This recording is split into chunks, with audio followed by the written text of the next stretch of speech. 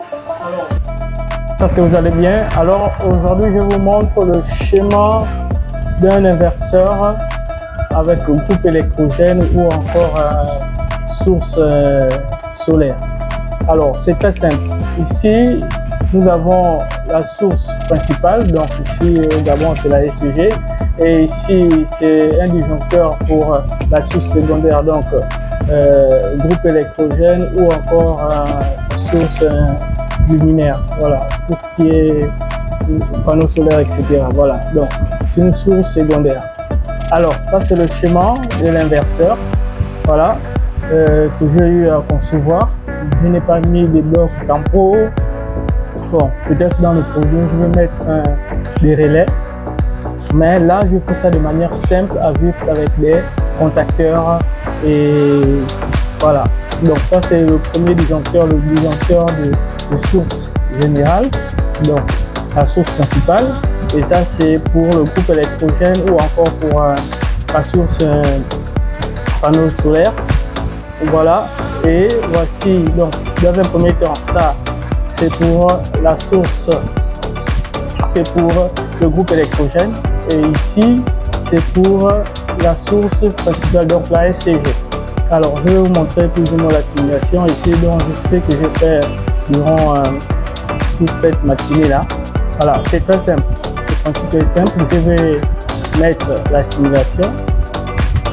Voilà, donc là nous avons la source principale qui est électrogène qui est là, et ici la source principale, donc SCG. Alors ici vous voyez bien que notre disjoncteur général n'est pas actionné, c'est bien évidemment c'est à cause que le groupe est allumé. Si jamais j'actionne ici, voilà, si jamais j'actionne ici, le groupe va s'arrêter. Ok, donc je vais le faire, je vais actionner ici. Voilà, vous voyez le groupe est éteint. Voilà, maintenant si j'ai des armes ici, le groupe s'allume. Donc et vous voyez bien évidemment que si j'actionne ici et ici, vous voyez il y a la présente tension, et ici j'ai simulé ça à un moteur, donc je veux dire que c'est la distribution. Donc ici c'est la distribution, ça peut être une maison, ça peut être je ne sais pas quoi, voilà, un site. Voilà, et maintenant donc si je ferme ici automatiquement, donc le secteur, le groupe s'arrête.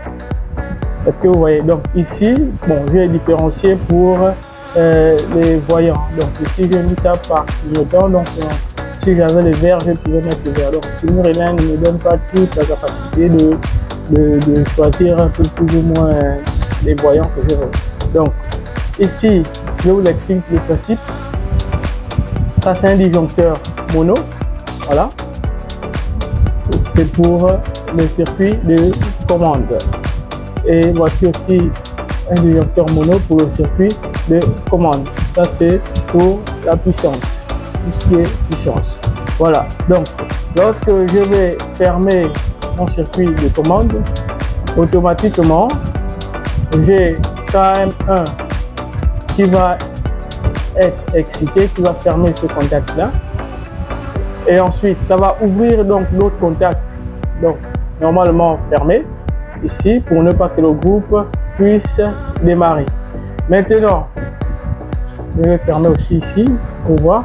Maintenant si j'ouvre ici, le groupe démarre, et ça ouvre aussi les autres contacts auxiliaires pour que ici il y a la présence SCG, ça ne puisse pas déclencher. Voilà, donc c'est plus ou moins ce que j'ai eu à faire tout au long de cette journée. Je voulais vous partager ça aujourd'hui. Donc je vais peut-être ajouter de manière pratique des équipements adéquats. Voilà, merci. Bien de choses. Si vous avez besoin de plus d'informations, contactez-moi en inbox, écrivez-moi sur WhatsApp, sur les différentes pages. Et si vous avez aussi des projets de vos groupes électrogènes, je peux vous proposer des solutions là.